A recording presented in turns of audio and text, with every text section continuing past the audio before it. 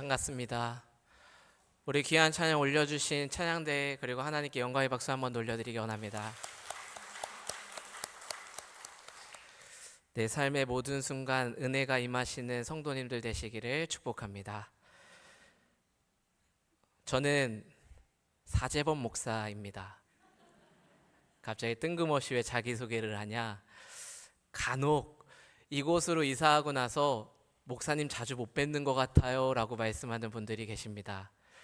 제가 작아서 안 보이는 건지 빨빨거리며 어딜 돌아다니느라 안 보이는 건지는 모르겠지만 저는 지금 교회에서 교회학교 교육목사로서 직분을 또 감당하고 있습니다. 그래서 오늘 특별히 기독교 교육 진흥 주일을 맞아 이렇게 저에게 귀한 시간을 허락해 주신 것 아닌가 감사한 마음으로 고백합니다. 얼마 전 기사에 아주 저는 혼자서 재밌게 본 내용이 있었는데 금융위원장에 2억 원이라는 성함을 가진 분이 임명되었다는 기사를 보았습니다. 다른 거 다 떠나서 저도 모르게 피식 웃었습니다. 금융위원장 성함이 2억 원이라니. 누가 보면 금융과 관련된 일을 하기에 매우 적합하도록 이름을 미리 지어놓은 것 같습니다. 아주 오래전 제가 2004년 5년쯤 중학생일 적에 교회의 한 친구가 저에게 달려와 재미난 이야기 하나를 들려주었습니다. 우리 반에 친구가 이름을 바꿨다는 겁니다. 바꾼 이름이 장미였습니다. 성이 변씨였습니다. 변장미. 그래서 변장미도 좀 웃긴데 재밌는데 근데 그 당시만 하더라도 사실 이름을 개명하는 일이 흔한 일은 아니었습니다. 왜냐하면 이름은 부모님이 아주 귀하게 지어주시거나 할머니 할아버지께서 귀하게 지어주신 것이기 때문에 그냥 그 이름을 감당하며 산다는 생각을 많이 했었습니다. 그런데 그 친구가 개명을 하게 된 이유를 듣게 됐습니다. 한편으로는 웃기고 한편으로는 슬펐습니다. 할아버지께서 날 때 이름을 지어주셨는데 향기라고 이름을 지어주셨다고 합니다. 변향기. 그래서 초등학교 때 늘 놀림을 받던 그 친구는 중학교를 가면서 부모님을 설득해 부모님 또한 할아버지를 설득해 이름을 바꿔주신 겁니다. 우리는 누구나 이렇게 귀한 이름을 각자 품고 살아갑니다. 저 또한 한자로 실을제 무릇범이라는 한자를 사용하는데 제가 그 당시에 그 이야기를 듣고 어머니한테 제 이름의 뜻이 무엇인가요? 라고 여쭤보니 겸손하게 큰 뜻을 품고 그것을 많은 사람에게 실어 나르라 라는 의미를 주셨다고 합니다. 그래서 그 이름의 뜻을 생각할 때마다 부끄럽게도 종종 제 자신의 행동과 언행을 보면서 그 의미를 다시 한번 생각해 보기도 합니다. 우리 사랑하는 성도님들께서는 이름에 어떤 의미와 어떤 뜻을 가지고 계실까요? 그리고 그 의미를 나는 어떻게 품고 살아가고 계실까요? 오늘 읽은 본문 말씀 창세기 17장에는 한 사람이 등장합니다. 원래 그의 이름은 큰 아버지라는 뜻의 아브람이었습니다. 그런데 오늘 말씀에서 하나님은 그에게 모든 민족의 아버지라는 의미를 가진 아브라함이라는 새로운 이름을 허락하셨습니다. 이름을 새롭게 허락하신 하나님의 뜻이 무엇이었을까요? 저는 그것을 나누기 전에 먼저 아브라함이라는 사람이 어떤 사람인지에 대해서 그 삶을 함께 먼저 나누고자 합니다. 아브라함은 하나님이 택한 사람이었습니다. 본래 가나안 땅이 아닌 갈대아 우르라고 하는 곳에 살던 사람이었습니다. 하나님께서는 그를 부르셔서 이 갈대아 우르 고향을 떠나 하나님의 땅으로 가라고 명령하셨습니다. 그리고 그곳에서 하나님의 민족, 너의 민족을 이루겠다라고 약속하셨습니다. 그렇게 그 말씀에 순종한 아브라함은 기꺼이 자신의 아버지와 친척과 고향을 떠납니다. 그런 그에게 하나님이 이러한 축복을 내려주십니다. 내가 너로 큰 민족을 이루고 내게 복을 주어 내 이름을 창대하게 하리니 너는 복이 될지라.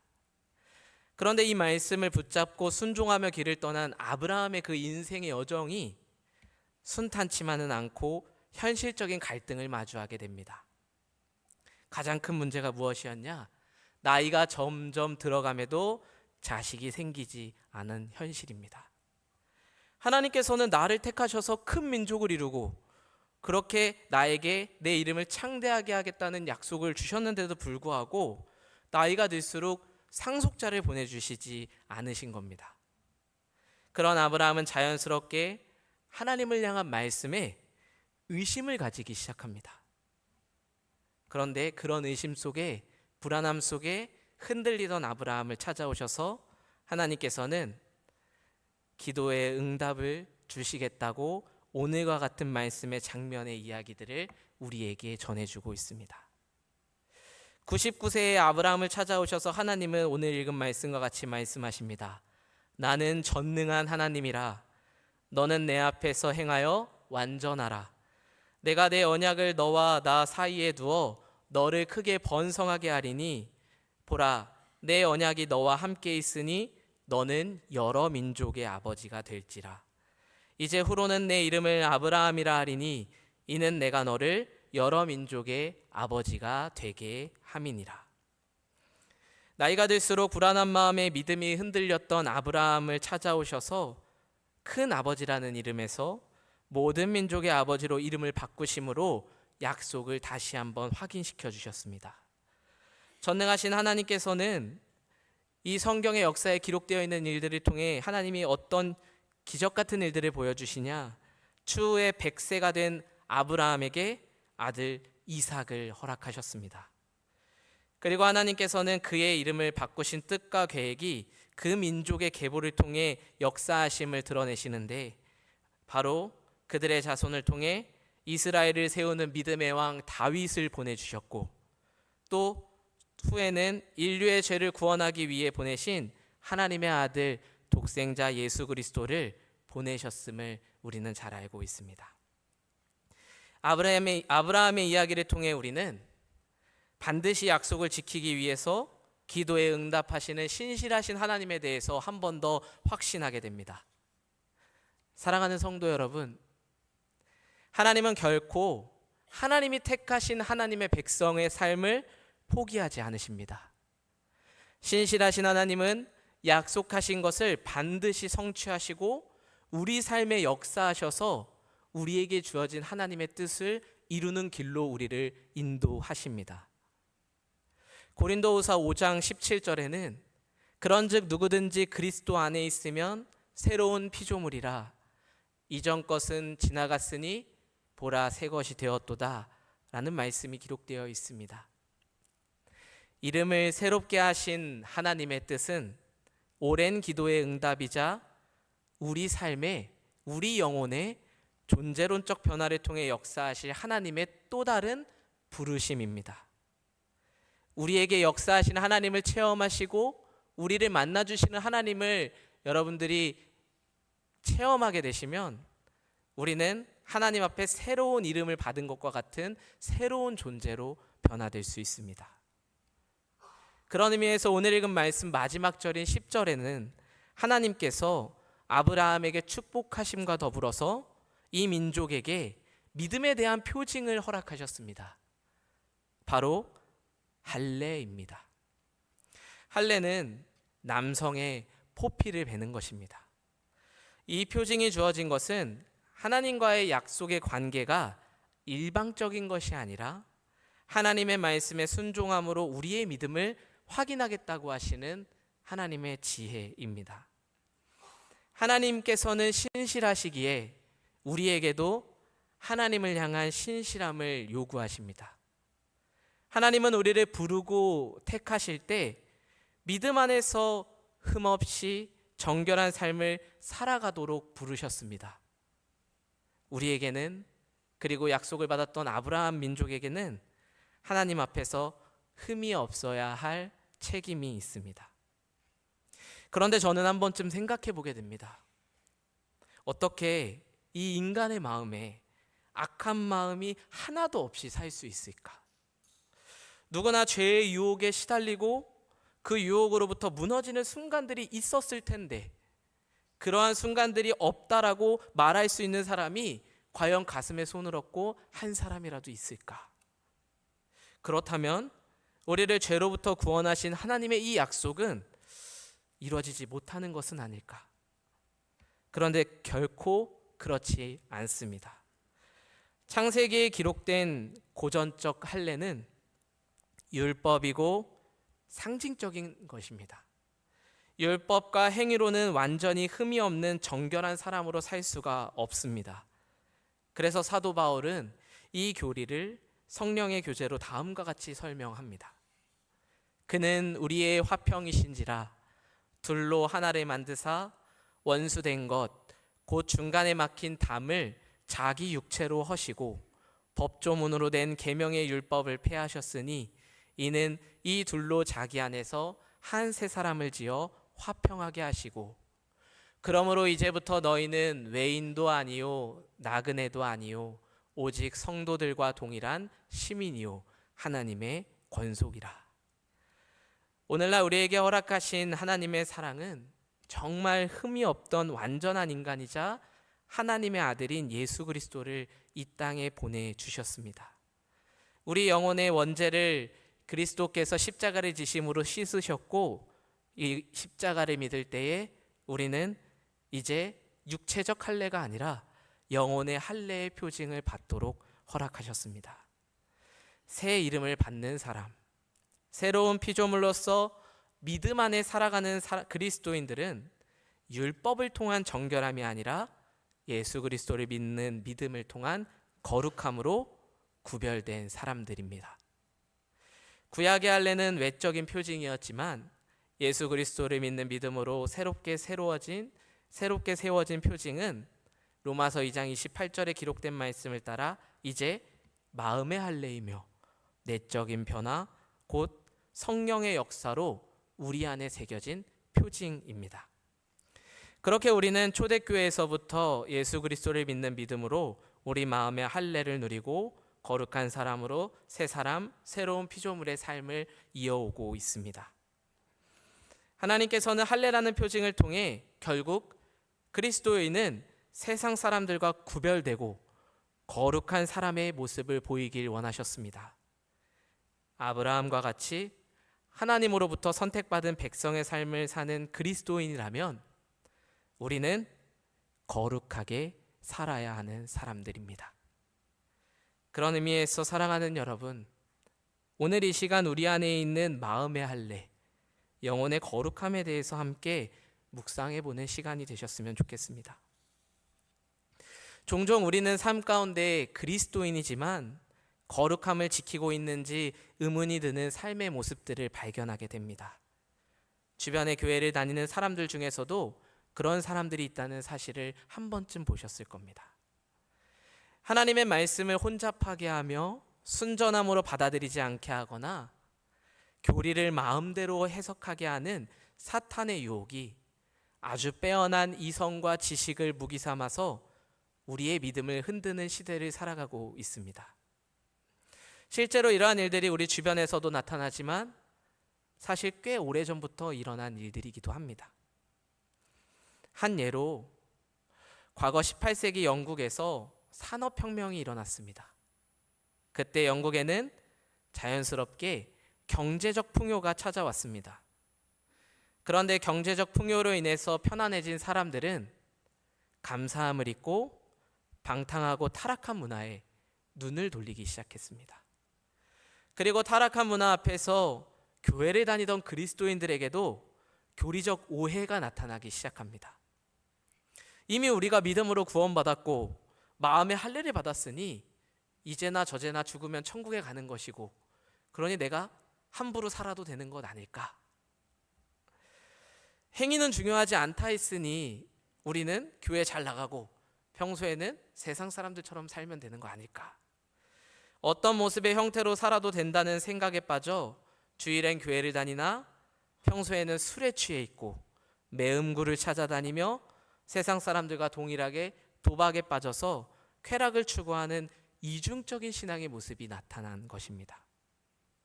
과연 우리는 이러한 삶을 거룩하다라고 말할 수 있을까요? 하나님이 보시기에 거룩한 삶이라고 우리는 자신 있게 이야기할 수 있을까요?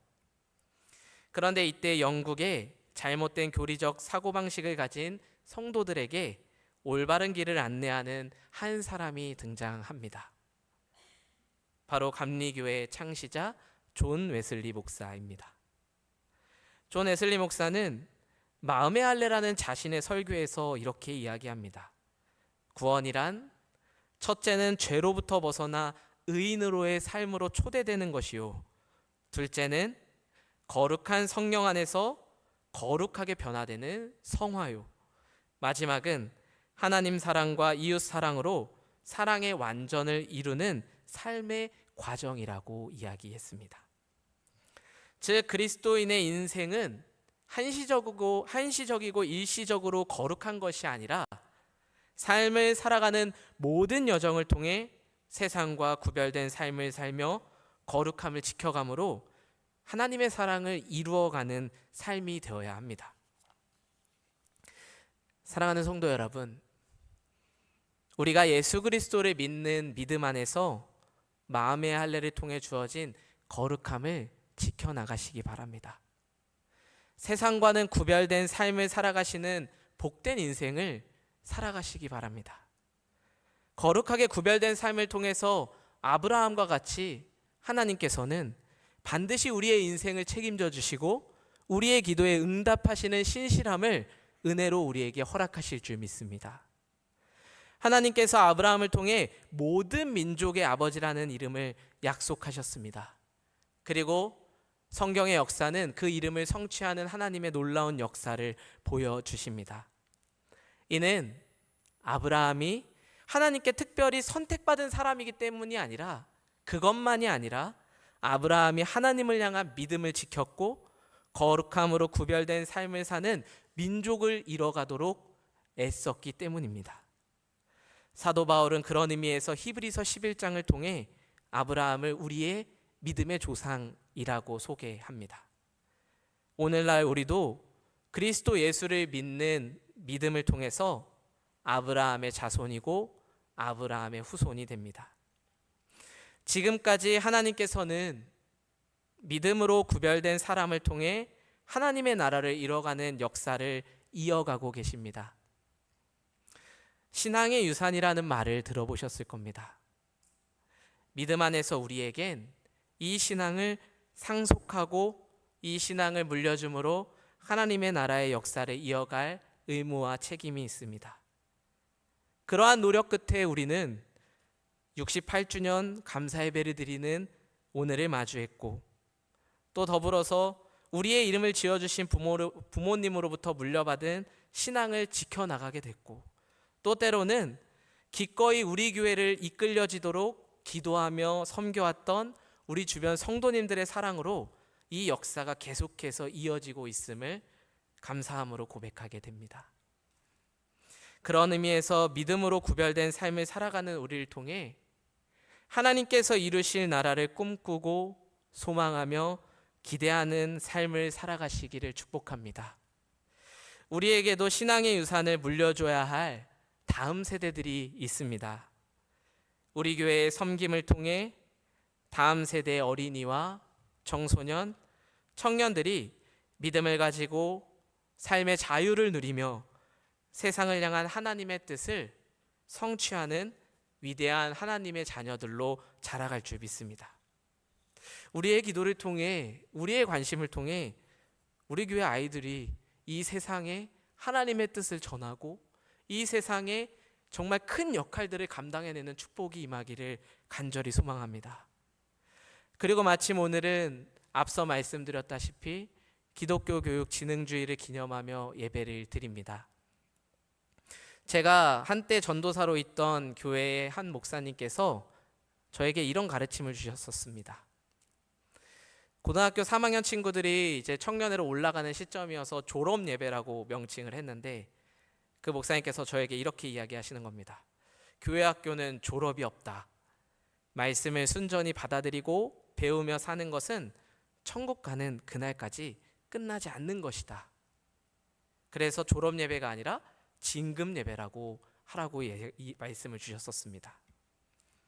이런 신앙교육의 관점에서 우리가 신앙의 유산을 먼저 지켜나가는 것은 우리가 하나님의 말씀을 순전히 받아들이고 거룩함을 지켜나가는 것에 있습니다.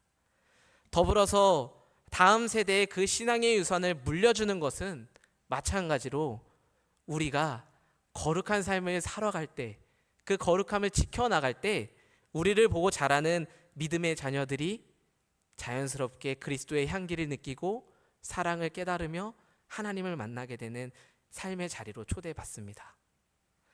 하나님께서는 아브라함과 같이 신실한 하나님의 말씀에 순종하며 거룩함을 지키는 구별된 삶을 사는 것을 통해서 우리의 신앙의 유산을 지키고 우리의 신앙의 유산을 물려주는 놀라운 축복을 허락하셨습니다.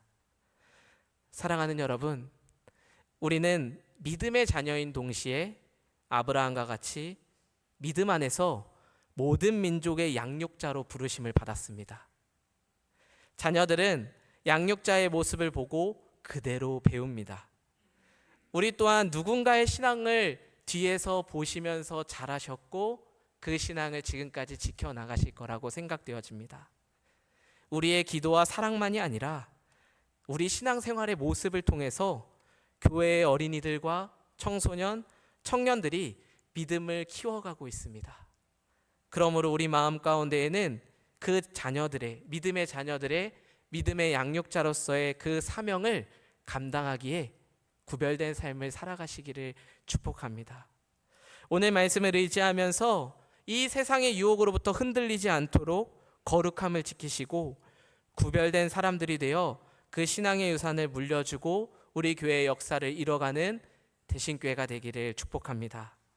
이 자리에 계신 모든 성도님들께서 그 역사의 이어져감을 체험하시고 여러분의 가정과 인생 가운데에 하나님이 함께 하시는 놀라운 축복이 임하시기를 바랍니다. 우리에게 주어진 거룩한 인생에 감사합시다. 세상의 유혹에도 거룩함을 지키는 구별된 삶을 살아갑시다. 그렇게 신앙의 유산을 이어가는 모든 민족의 양육자가 되시는 성도님들 되시기를 주님의 이름으로 간절히 축원합니다.